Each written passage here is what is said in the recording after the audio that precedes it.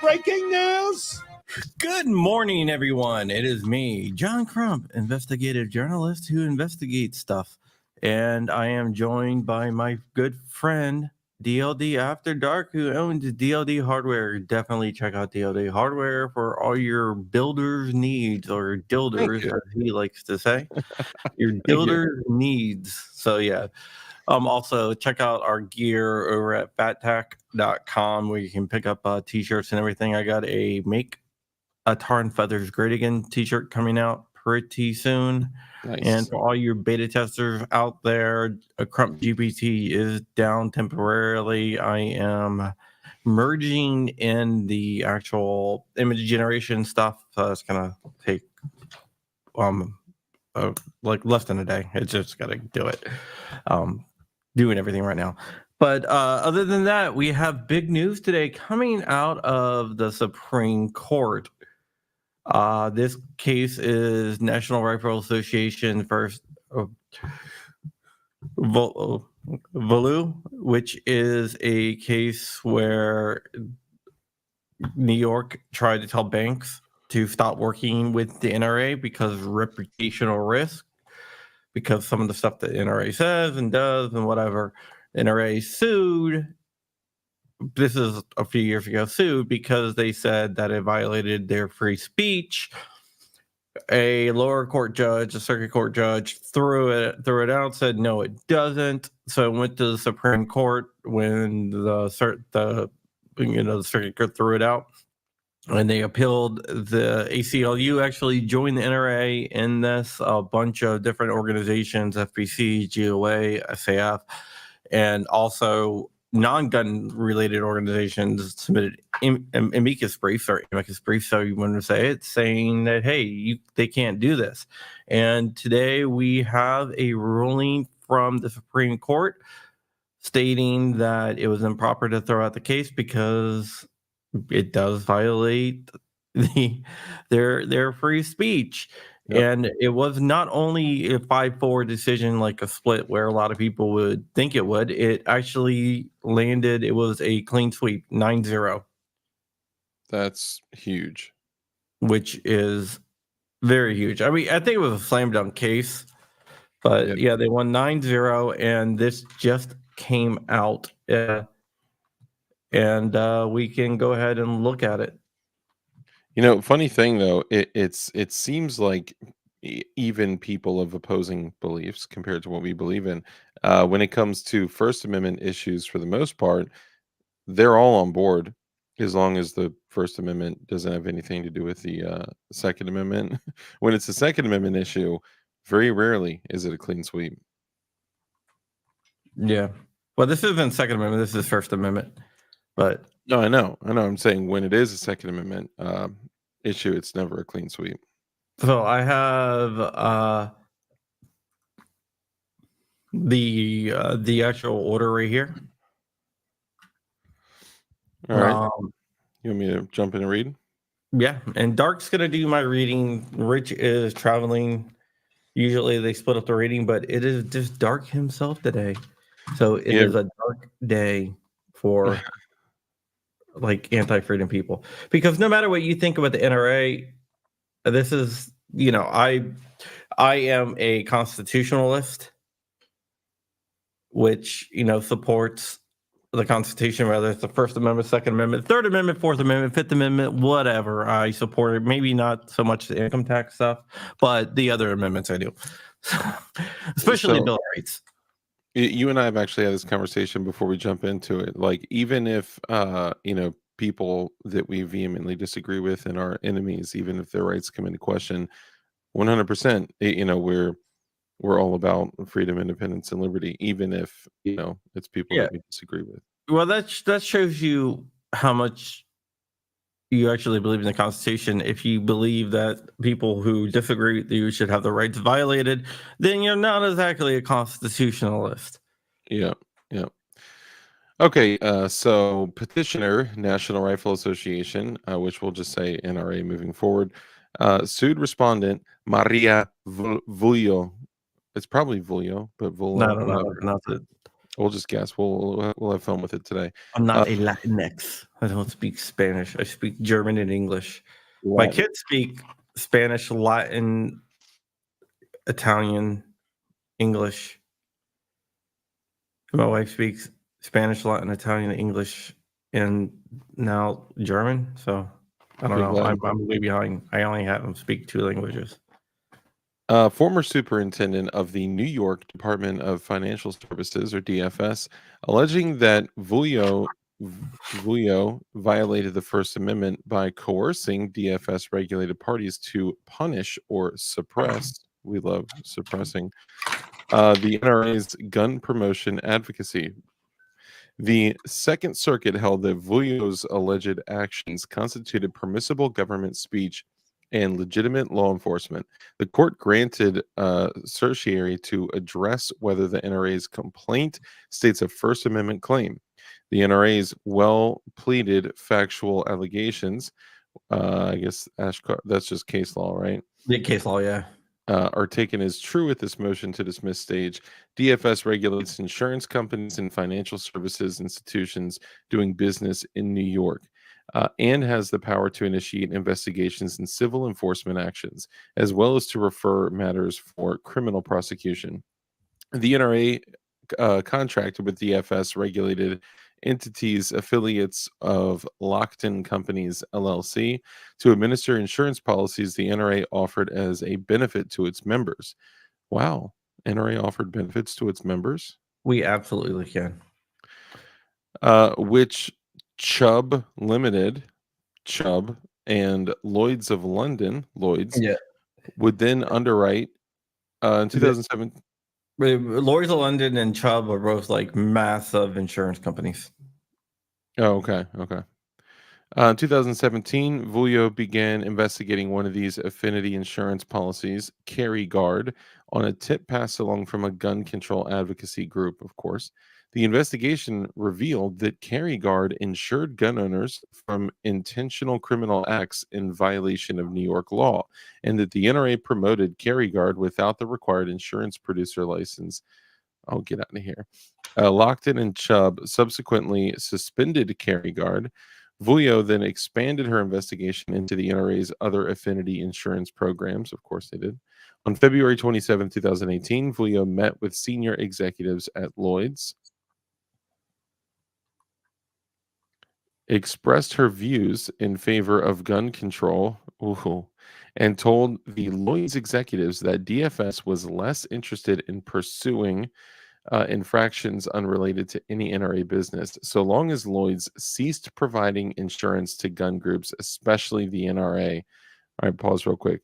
Everyone needs to know how common this is for Giffords, Everytown, for all these companies. They will literally call, contact, find ways to get in between a Second Amendment related business and another business, and they will weasel their way in there like a pry bar. It's constant. Yeah, but those are private companies and they have the right to do that. The government does not have the right to do that because they are specifically banned from doing that by the United States Constitution. They can't oppose their political beliefs on companies. Yeah, for sure. I'm just saying that people have to be aware of this so they can potentially get in front of it like I had to with, stuff. Vuyo and Lloyd struck a deal, or is that where I left off here? Yeah. Yeah, okay. Vuyo and Lloyd's struck a deal. Lloyd's would instruct its syndicates to cease underwriting firearm-related policies and would scale back its NRA-related business. And in exchange, DFS would focus its forthcoming affinity insurance enforcement actions solely on those syndicates which serve the NRA. So On basically, what they were saying is that if you work with the NRA, they were going to target you and they were going to use the power of the federal government to come down on you. This is, remember NRA Carry Guard? This is what killed it, basically. And that was years back. So this is 2018. Dang. Yeah. This has been going on for years. On April 19th, 2018, Vuyo issued letters entitled Guidance on Risk Management Relating to the NRA and Similar Gun Promotion Organizations. In the guidance letters, Vuyo encouraged DFS regulated entities to continue evaluating and managing their risks, including reputational risks that may arise from their dealings with the NRA or similar gun promotion organizations. Review any relationships they have with the NRA or similar gun promotion organizations, and take prompt actions to manage these risks and promote public health and safety. Vuyo and Governor Cuomo also issued a joint press release echoing many of the letters, statements, and urging all insurance companies and banks doing business in New York to join those that have already discontinued their arrangements with the NRA. DFS subsequently entered into separate consent decrees with, scroll down there for me. Sorry. It's all right. With Lockton, Chubb, and Lloyd's, in which you're good. The insurers admitted violations of New York's insurance law, agreed not to provide any NRA endorsed insurance programs, even if lawful, and agreed to pay multi-million-dollar fines. The NRA plausibly alleged that respondent violated the First Amendment by coercing regulated entities to terminate their business relationships with the NRA in order to punish or suppress gun promotion advocacy. At the heart of the First Amendment's free speech clause is the recognition that viewpoint discrimination is uniquely harmful to a free and democratic society, or even a constitutional republic. When government officials are engaging in their own expressive conduct, though, the free speech clause has no application. Case law, when a government entity embarks on a course of action, it necessarily takes a particular viewpoint and rejects others, and thus does not need to maintain viewpoint neutrality when its officers and employees speak out about that venture. Case law. Well, a government official can. Sorry, I just turned on the article on this. Oh no, you're good. Too busy working on some other stuff. While a government official can share their views freely and criticize particular beliefs in the hopes of persuading others, she may not use the power of her office to punish or suppress disfavored expression. And that's exactly what she did. She tried to use the power of the government, the New York government, the state government of New York, to pressure companies to stop working with a company that she does, or organization that she does not like. Yeah. Also known as gay. Yeah. There you go. Oh, that's it. I need to scroll down. Oh, sorry. You're good. The distinction between permissible attempts to persuade and impermissible attempts to coerce. The court explained that the First Amendment prohibits government officials from relying on the, quote, threat of invoking legal sanctions and other means of coercion to achieve the suppression of disfavored speech. Excuse me. Although the defendant in Bantam Books, a state commission that blacklisted certain publications, lacked the power. Bantam Books. Bantam. Yeah. Bantam. Lacked the power to apply formal legal sanctions. The coerced party reasonably understood the commission to threaten adverse action, and thus its compliance with the commission's directives was not voluntary. To reach this conclusion, the court considered things like the commission's authority, the commission's communications, and the coerced party's reaction to the communications. The courts of appeals have since considered similar factors to determine whether a challenged communication is reasonably understood to be a coercive threat. Excuse me. Ultimately, Banham Books stands for the principle that a government official cannot directly or indirectly coerce a private party to punish or suppress disfavored speech on her behalf. Okay, I just want to point something out here. Just if you ever read legal documents, if you ever see something in italics like Banham Books, they're not talking about Banham Books, the entity, they're talking about Banham Books, the case. By Yeah. putting it in italics, that refers to a case. Just a little hint there for you guys. I want you guys to be able to read legal documents and be able to understand them. So there you go. Yeah. Prior to this, I literally would be basically reading like Chinese. I have no idea. To state a claim that the government violated the First Amendment through coercion of a third party, a excuse me, a plaintiff must plausibly allege conduct that, viewed in context, could be reasonably understood to convey a threat of adverse government action in order to punish or suppress speech. And And in this then, case, that definitely was the case. That is exactly what this woman was doing. mhm.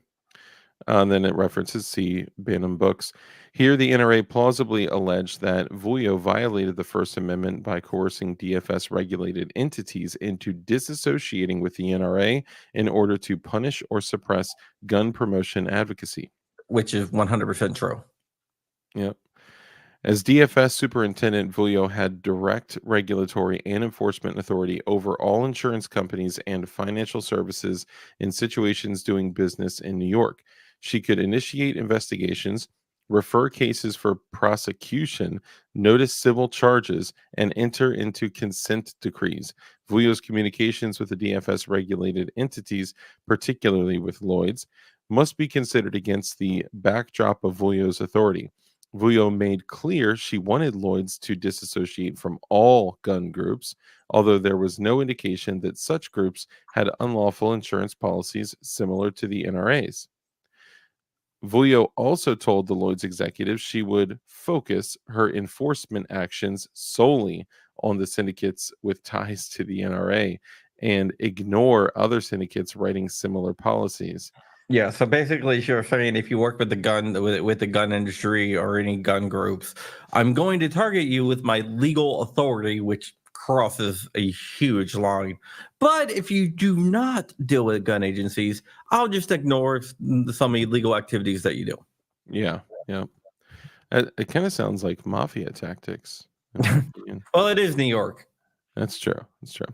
The message was loud and clear. Lloyd's could avoid liability for unrelated infractions if it aided DFS's campaign against gun groups by terminating its business relationships with them. Oh, okay. Sorry. Very good. Let's see. What's the IBID? I've seen that before. Is that just referencing something within the court, or? Yeah. Anytime you see something in italics, it basically references it's a legal definition. It means in the same place. It's Latin. Oh, okay. Okay. Yeah, they use a lot of Latin in there, so in the same place. Awesome. Thank you. As the Yeah. reaction from Lloyd's further confirms, Vuyo's alleged communications, whether seen as a threat or as an inducement, were reasonably understood as coercive. Other allegations concerning the guidance,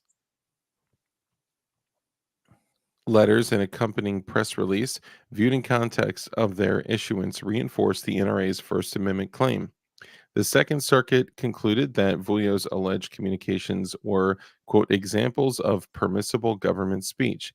And Which is wrong. That they Yeah. were definitely just anti-gun people. All right, keep Yep. on going. Yep. And legitimate enforcement action. The Second Circuit could only reach this conclusion, however, By taking the complaints allegations in isolation and failing to draw reasonable inferences in the NRA's favor, Vulio's arguments to the contrary lack merit. The conceded illegality of the NRA endorsed insurance programs does not insulate Vulio from First Amendment scrutiny under Banham Books, nor does her argument that her actions targeted, quote, non expressive business relationships change the fact that the NRA alleges her actions were aimed at punishing or suppressing speech.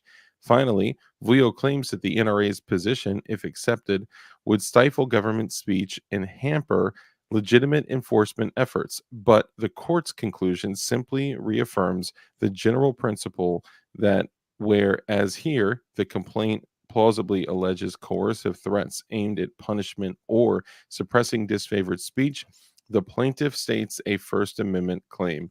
Okay, let me just say that freedom of speech is not there to protect popular speech. It is not there to protect speech that the government agrees with.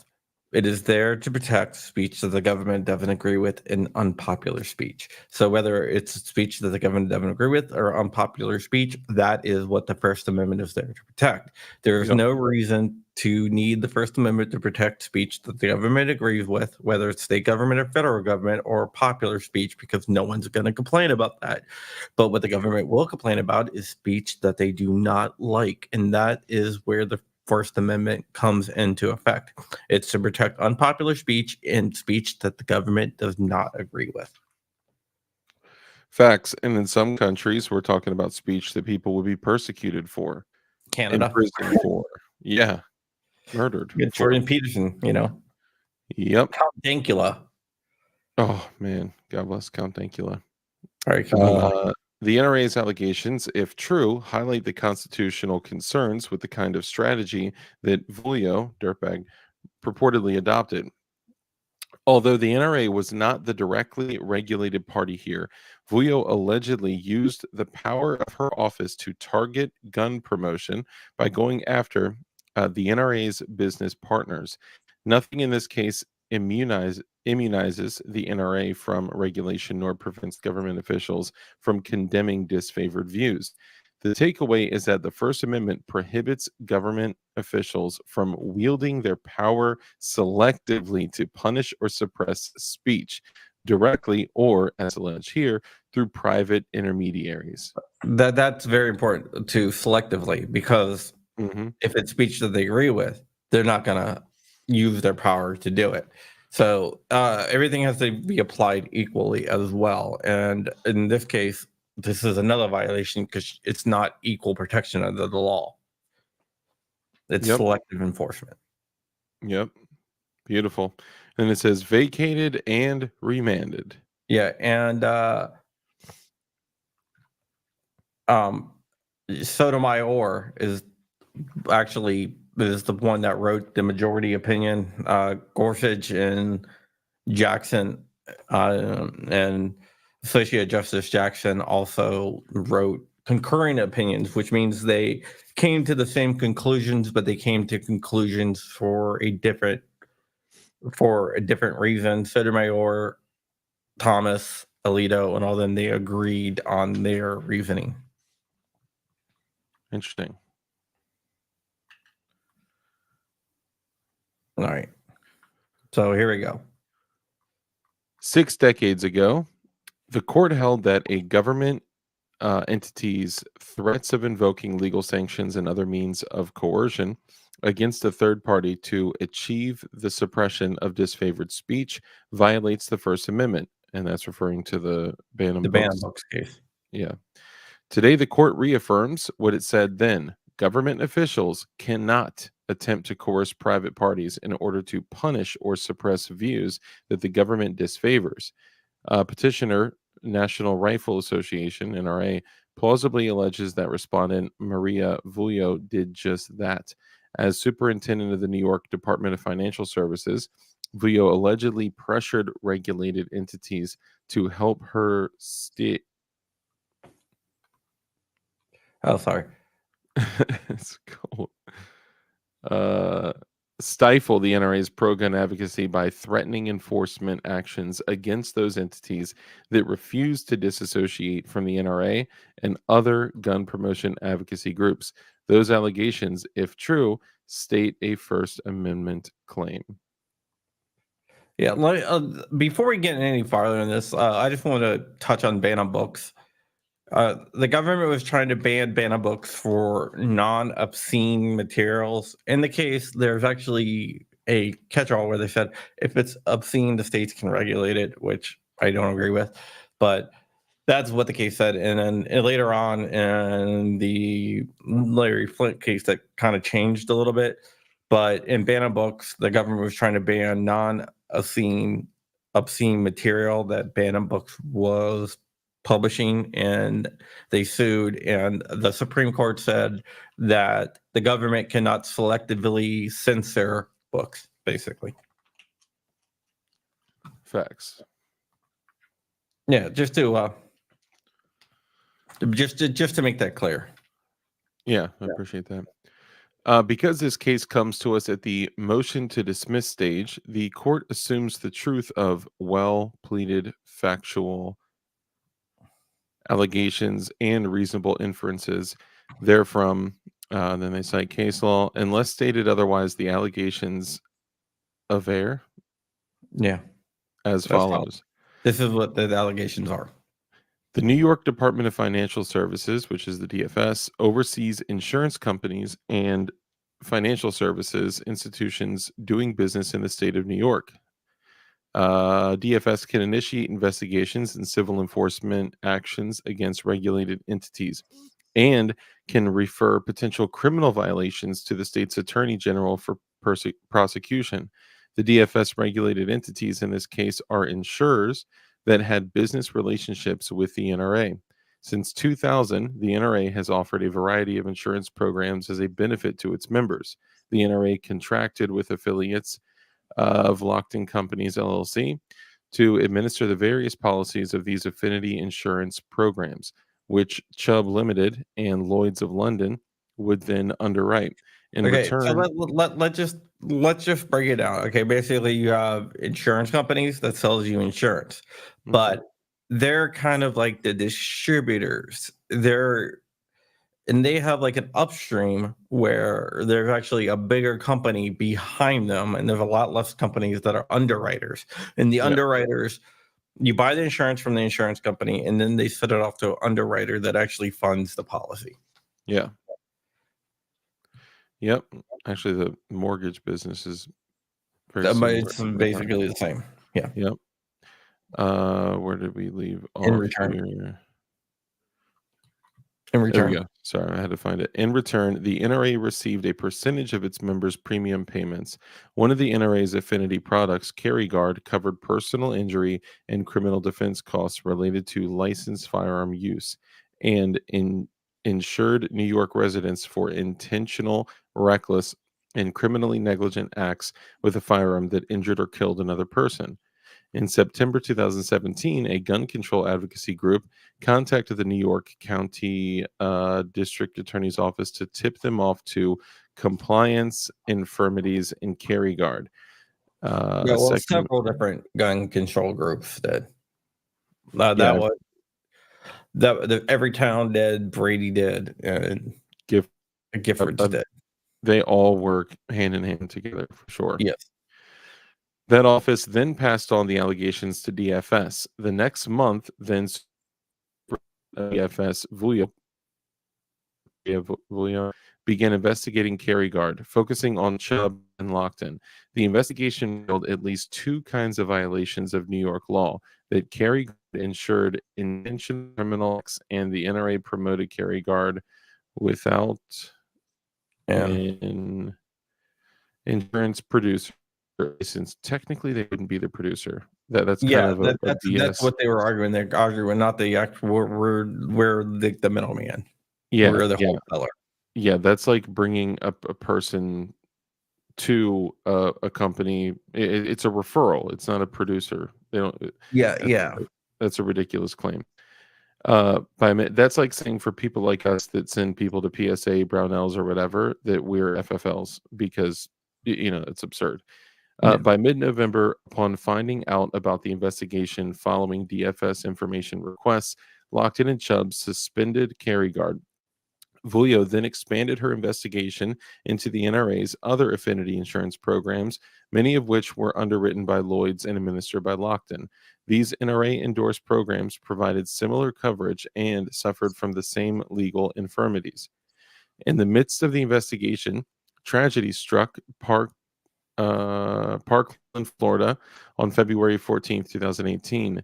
A gunman opened fire at Marjorie Stoneman Douglas High School, murdering 17 students and staff members. Following the shooting, the NRA and other gun advocacy groups experienced intense backlash across the country.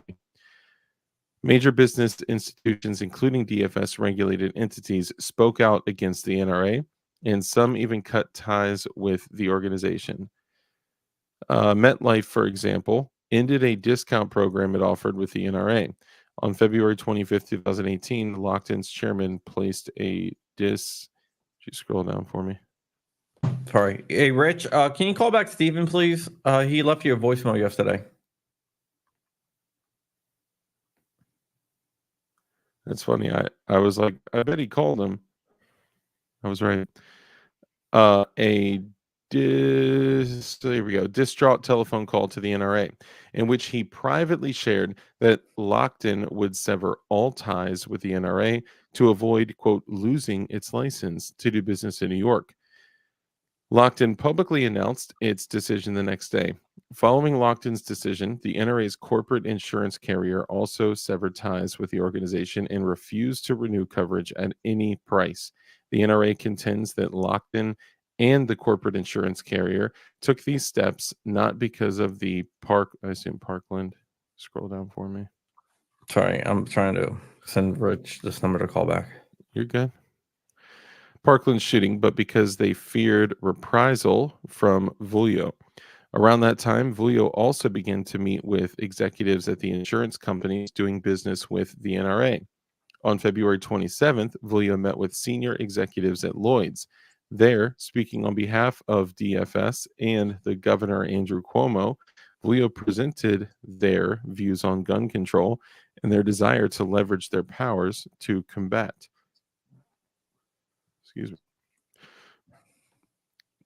the availability of firearms, including specifically by weakening the NRA. She also discussed an array of technical regulatory infractions plaguing the affinity insurance marketplace in New York. Vulio told the Lloyd's executives that DFS was less interested in pursuing the infractions unrelated to any NRA business, so long as Lloyd's ceased providing insurance to gun groups, especially the NRA.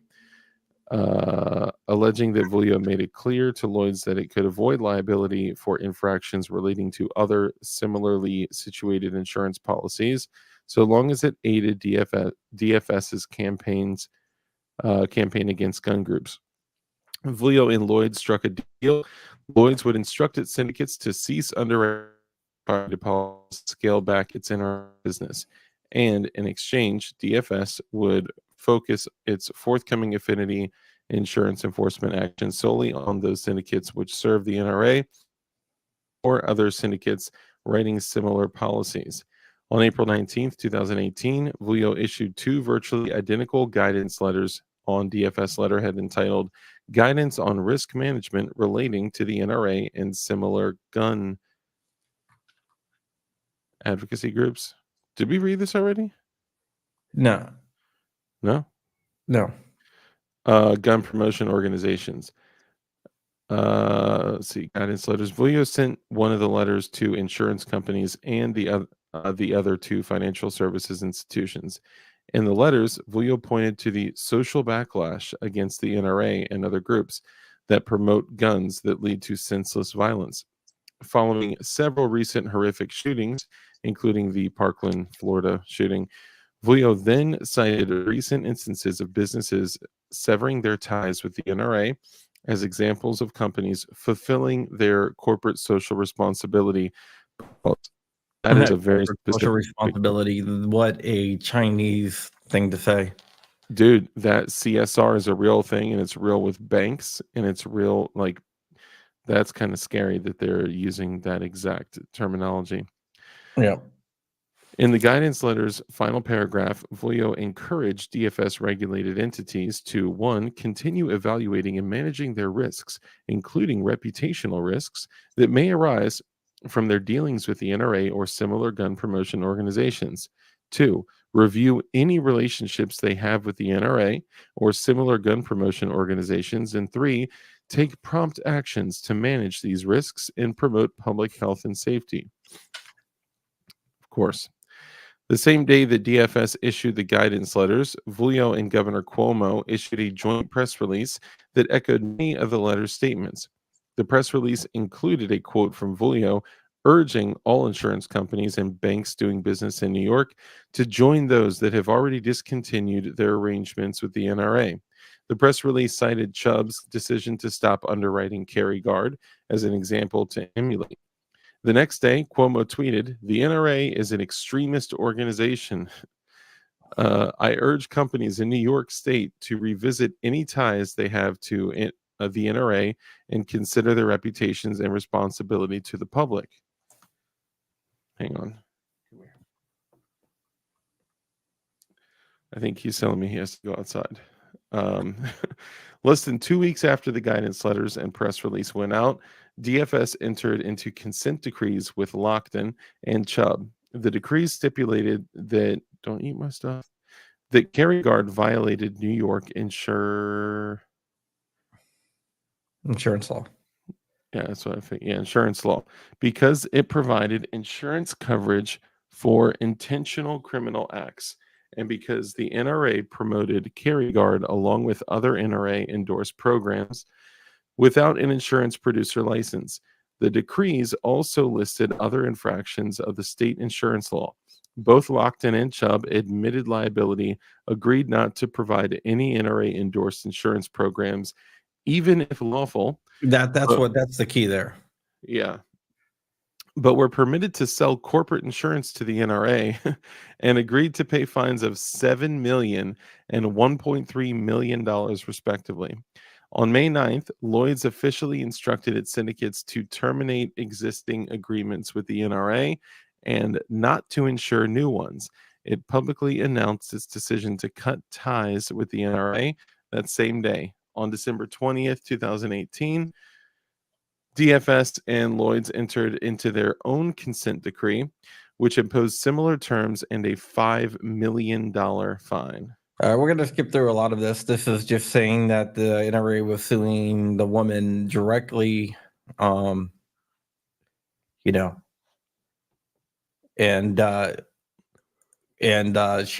says she's entitled to qualified immunity because she didn't violate it. That's what she said. She believed that? That's what she went with. That's crazy, dude. So the district court denied, she tried to go to the district court. The district court said, "You're smoking crack." But then she went up to the Second Circuit, and the Second Circuit said, "Okay, yeah, we'll dismiss this. You do have qualified immunity." That's insane, dude. But now the Supreme Court is saying that you do not, because you go ahead and read this from right here. The NRA filed a petition for a writ of certiorari seeking either summary reveal or review of the First Amendment and qualified immunity holding. Reversal. Or review of the First Amendment and qualified immunity holdings. This court granted certiorari on only the first question presented, whether the complaint states a First Amendment claim against Voyo. Which it does. So they're not. So basically, they're saying, there is a First Amendment claim here. Yeah. Man, this is deep, and this is years and years of. The court system doesn't run. Yeah, Run quickly. As discussed below, Vulio was free to criticize the NRA and pursue the conceded violations of New York insurance law. She could not wield her power, however, to threaten enforcement actions against DFS regulated entities in order to punish or suppress the NRA's gun promotion advocacy. Because the complaint plausibly alleges that Vulio did just that, the court holds that the NRA stated a First Amendment violation. At the heart of the First Amendment's free speech clause is the recognition that viewpoint discrimination is uniquely harmful to a free and democratic society. The clause prohibits government entities and actors from abridging the freedom of speech. When government officials are engaging in their own expressive conduct, though, the free speech clause has no application. So if she was The- speaking as a private citizen, then yeah, that would have been fine. If she would have just made some Twitter posts saying, I don't think these people should do it, but she threatened to use her position of authority to yeah, force people. as she was And that's what Trump representing wanted. the office of the DFS. Correct.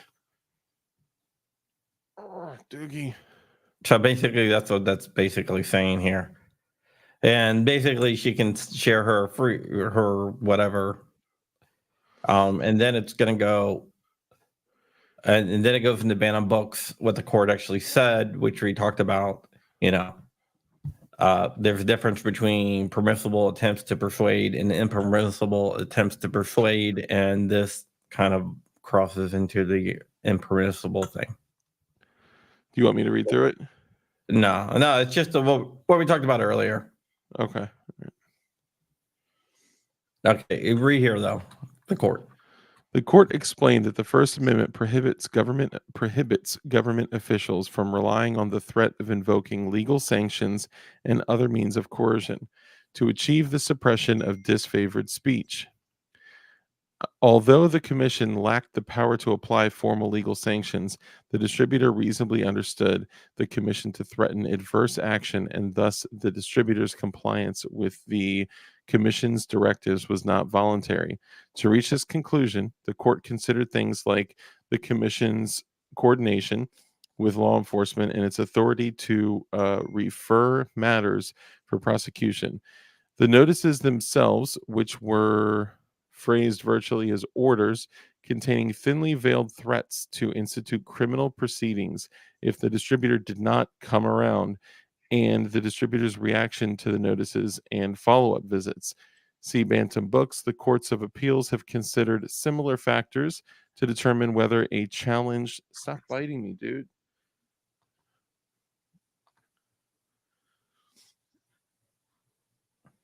Go ahead and scroll down for me. Communication is reasonably understood to be a coercive threat.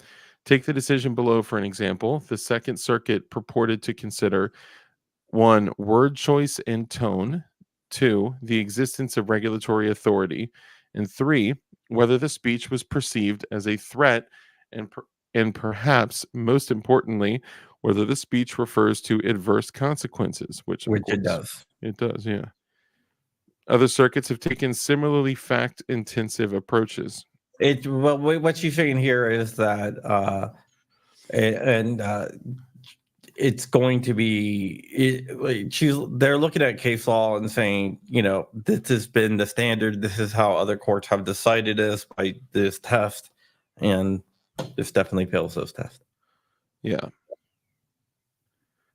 The parties and the Solicitor General, who filed an amicus brief supporting vacator, agree that Bantam Books provides the right analytical framework for This is claims. just saying that Bantam Books is the right framework to look at. It's the right case to look at. Yeah, right case law. So go down to here. As DFS superintendent, Vulio had direct regulatory and enforcement authority over all insurance companies and financial service institutions doing business in New York. Just like the commission in Bantam Books, Vulio could initiate investigations and refer cases for prosecution. Indeed, she could do much more than that. Vulio also had the power to notice civil charges and, as this case shows, enter into consent decrees that impose significant monetary penalties. Against this backdrop, consider Vulio's communications with the DFS regulated entities. particularly with Lloyd's. According to the NRA, Vulio brought a variety of insurance law violations to the Lloyd's executives' attention during a private meeting in February 2018. The violations include technical infractions that allegedly plagued the affinity insurance market in New York and that were unrelated to any NRA business. Vulio allegedly said she would be less interested in providing insurance to gun groups, especially the NRA. Vulio therefore wanted Lloyd's to disassociate from all gun groups, although there was no indication that such groups had unlawful insurance policies similar to the NRA's.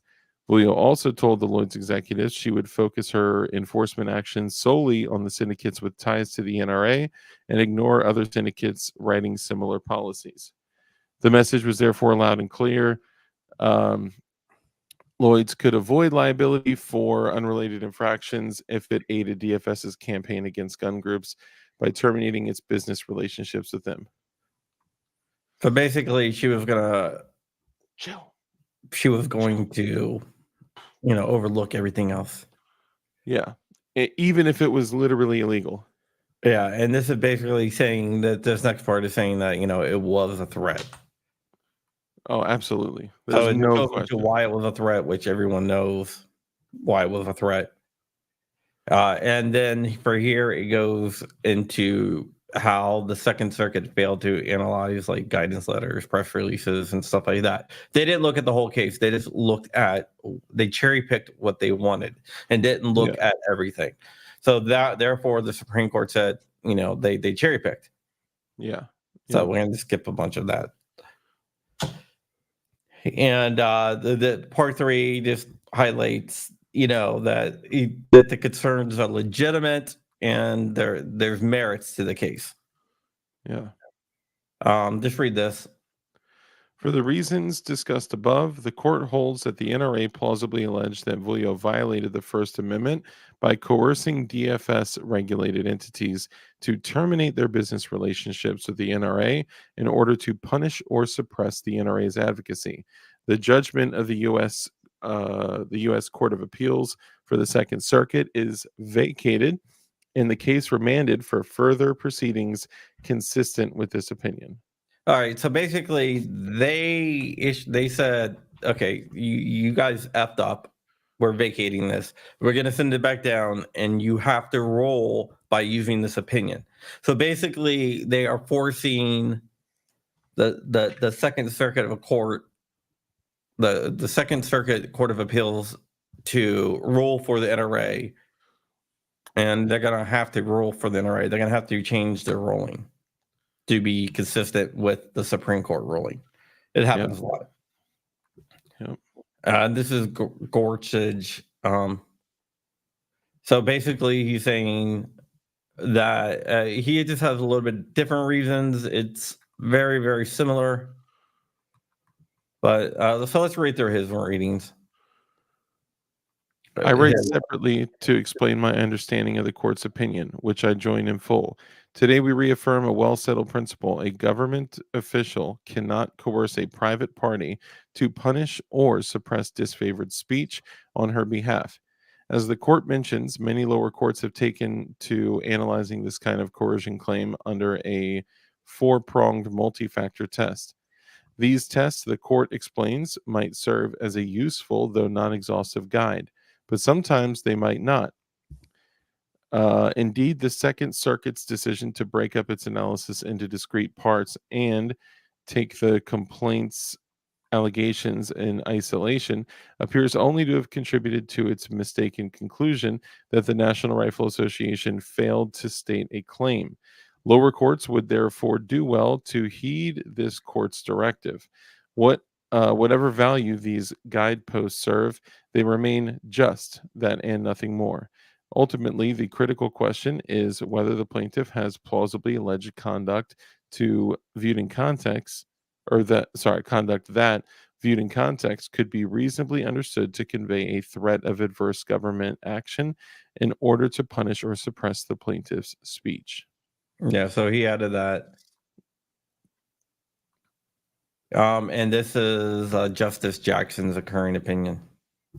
Applying our decision in Bantam Books, The court today explains that a governmental official cannot coerce a private party to punish or suppress disfavored speech on her behalf. I agree. I write separately to stress the important distinction between government coercion on the one hand and a violation of the First Amendment on the other.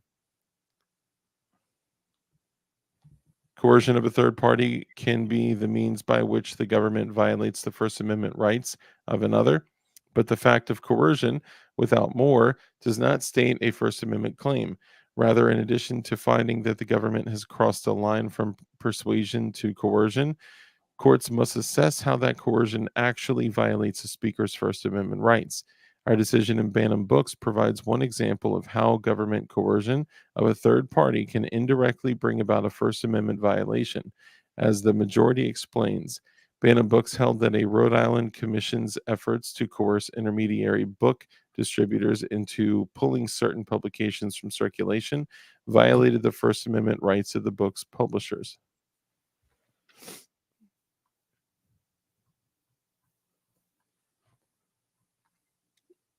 Even though the state commission had not itself seized or banned any books, the threat of invoking legal sanctions and other means of coercion, persuasion, and intimidation against the distributors directly and designedly stopped the circulation of publications in many parts of Rhode Island. Essentially, the state's threats to third parties, the distributors erected, interesting, through private hands and effective state regulation of obscenity. And the government could not escape responsibility for the distributors. Stop licking me, dude. Sorry. Actions merely because the commission did not itself seize any books. Notably, however, the government's coercion of the distributors into doing its bidding was not in and of itself what offended the First Amendment. Rather, by threatening those third-party conduits of speech, the state commission had effectively subjected the distribution of publication to a system of prior administration restraints. Excuse me. Lacking the requisite constitutional safeguards. Put another way, by exerting pressure on a third party, the state had constructed a system of informal censorship. Yeah, what Rhode Island tried to do is they tried to get the publishers not to publish the book, and then they said, "Hey, we're not censoring it. We're not seizing anything." Yeah, that's some BS. You want me to continue reading? Yeah. The lesson of Bantam Books is that the government official cannot do indirectly what she is barred from doing directly. That case does not hold that government coercion alone violates the First Amendment, and recognizing the distinction between government coercion and a First Amendment violation is important because our democracy can function only if the government can effectively enforce the rules embodied in legislation by its nature. Such an enforcement often involves coercion in the form of legal sanctions. The existence of an allegation of government coercion of a third party thus merely invites rather than answers the question whether that coercion indirectly worked a violation of the plaintiff's First Amendment rights. Basically, she's saying that it doesn't prove that there's a violation of First Amendment rights, but there could be. So, yeah. And she goes on with this dribble. You can tell that she really didn't want to decide for the NRA, but it was so open and shut that she had no choice. Yeah, she couldn't not, I'm sorry, I'm going to have to take him out, dude. Yeah, that's fine. That's why I was trying to get through it. But yeah, that's it, guys. It's a good victory. It's going down to the Third Circuit, which will take freaking forever to issue a new ruling. But the case will move on, and 7 years later, it's still moving on. So maybe in a few years we'll have this case decided. But this affects more than NRA. This affects all gun groups. So this is a good victory for the NRA, and it's a good victory for the gun world in total. GOA, SAF, even USCCA, Second Call Defense, FPC, all those companies. Yeah. Second Call Defense, U.S. Law Shield, all those companies will benefit from this decision. and so will GOA, FPC, SAF, and all this other stuff. And it is a great pushback, and it's a great victory. It is a win for us on the good guy side and a loss for the bad guys. With Yep. that, I guess we are going to get out of here. We're going to let Dark take out his little dog there to relieve himself. And with that, we're out of here. And I'll Thanks. see you later. And Dark, can you get that stuff today? Not the couch, but the tables. We have the new stuff coming in. Possibly. I got to go to the hospital today, but maybe probably after. Maybe. Yeah, yeah, I can fit in the back of your car. Yeah, we'll chat offline. I'll figure out Okay. a time to come get it. All right, cool. All right. All right. Thanks, ya. ladies and gentlemen. Appreciate you guys.